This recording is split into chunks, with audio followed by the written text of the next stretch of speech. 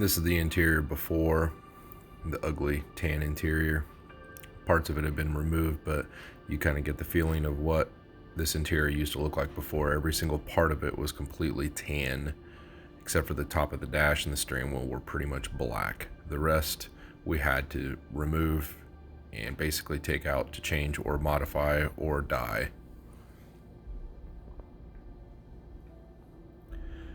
This is the automotive leather dye that we use, which is made by automotiveleatherdye.com. The color we used was black on this dash, just a normal black. This is the Duplicolor vinyl and fabric spray that we used on the carpet. Just sprays down. We clean the carpet first and then just sprays down in light, even coats. And it works really well on the BMW carpet. It will be a little bit harder than it was factory, but it seems to hold up pretty well. The key thing is to put on light coats, not to put it on super heavy.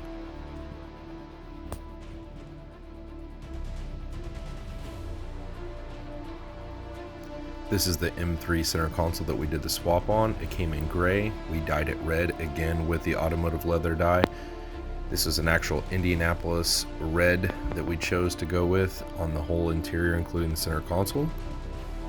This is the actual back of the center console in tan. We wrapped in black suede. We also took the tan plastic piece and painted it with a SEM black paint.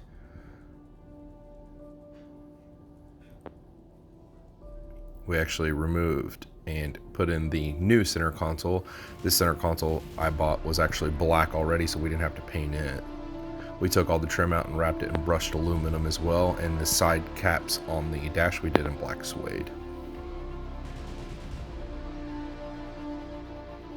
This is the glove box that we actually dyed black as well, so the color again was just normal black. And this is the factory steering wheel that we're going to take out, which was the non-sport steering wheel. Remove it and actually do the M Sport steering wheel. This is the first steering wheel that we put in this vehicle at the beginning of this process. We later change it in the end of this video to a more advanced steering wheel by AZA Auto Wheel. Little more aggressive end pieces, basically, I guess you want to call them grips, so it looked a lot more sport. These are the door panels in tan. We removed those and actually bought 4 new door panels in gray shape and black, just because the process would have taken way too long to do all the door panels. It was much cheaper and easier. We bought them on eBay. It made it so much easier than having to dye all the door panels. We did fix all the plastics. These are the plastic underpieces. We actually ended up basically painting the underneath with like a bed liner material to make it look like a wrinkle finish. They turned out great. All the trim pieces we recovered in leather. If you notice, they're actually recovered in new leather, and they turned out great after we covered those in new leather, because they're pieces that will get hit all the time and we don't want any of the paint to scuff off, so we just covered them and recovered them in new leather. These pieces we actually painted because we could not leave them tan or wrap them, so we went ahead and just painted all of them black. There's another video on our YouTube of this whole entire process as well, using an adhesion promoter from Bulldog and paint. This is the headliner before and after in suede. Tremendous amount of work to take out of the vehicle and put back in, but it ended up turning out amazing.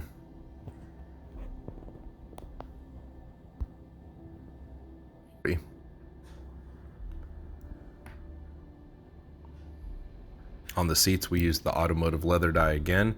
They were tan seats. We cleaned them with the pre-clean, went through everything, and as you can see, it's a very tedious process, typically around 6 to 8 hours to do these front seats. About 10 to 11 coats of red. It's a very, very, very long and tedious process. If you would like to know more about this style of dyeing that we did by hand, versus spraying out of a gun, we will actually be making another video to show you each individual piece and the process and the cleaning process that we did on these actual pieces, so you can see it more further in depth. We will make that video. It will be coming out here in the next week or two. These are all the plastic pieces of the seat that we actually glued, covered in black suede from the original tan color.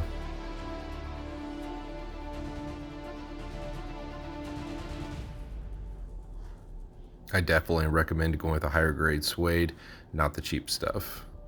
These are the seat backs that we took and covered in black suede as well. The better the suede, the better the material is going to hold up. The cheaper suede seems to sun fade very quickly, not look as good, not hold up as good to wear and tear. So I definitely recommend going with a better black suede. If you need details on where to get that out, I can help you out with that as well.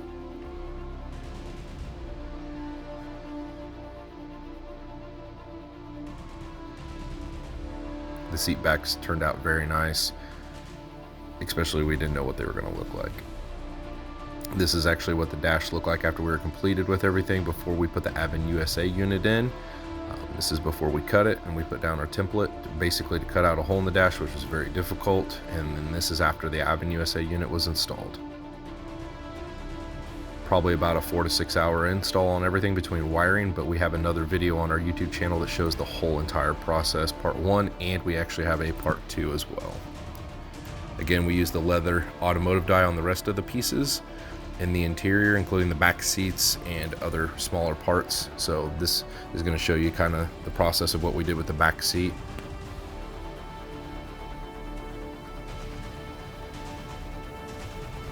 Again, if you would like to see more of this process of the actual dyeing of the seats from tan to red, we will be making a more in-depth video for that in the next week or two, so that you can see that part of, this video more in depth.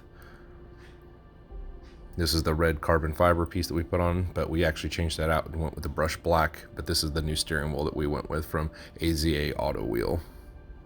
We took out the gauges and actually wrapped them with the Euro Customs PR red overlays. They turned out very nice. I think it was a really good add-on to the actual red part that we had on the steering wheel as well, and all the red accessories that we had in the vehicle. We took all the A, B, and C pillars down, covered those with actual black suede. In the first videos, you'll see they were in red suede. We did not like that. It did not match, so we ended up going with a black suede, a higher grade suede as well, and they looked absolutely amazing when we were done. We actually used a foam back suede, and it fit really well. It looked really well and held up. When you touch it, it just feels super smooth and clean. We ended up adding some of the floor mats from eBay just to try them out to see how they were. They came from China. They actually fit really well, and for the price, they actually were pretty good floor mats. All the pieces were reinstalled back into the vehicle, and it looked like a whole new interior and a whole new transformation for this vehicle. Custom carbon fiber center console piece and other handmade pieces that I actually fabricated for the vehicle. The radio is in the middle. The AVINUSA unit is on the top. A lot of people ask me why we have two screens. It's not two screens. It's actually a multimedia unit on the top, and the radio is in the actual middle part with the dash. This is the actual SONY GS, car audio unit system that we put into this vehicle. All fabricated panels by myself, and a few other people helped out with this process, but we were using a 4-channel Sony amplifier and a 2-channel monoblock for the subwoofer, and turned out great. Sounds even amazing. We had Logic 7 with the fiber optic in the beginning, and we actually bypassed that and did a full system in this vehicle.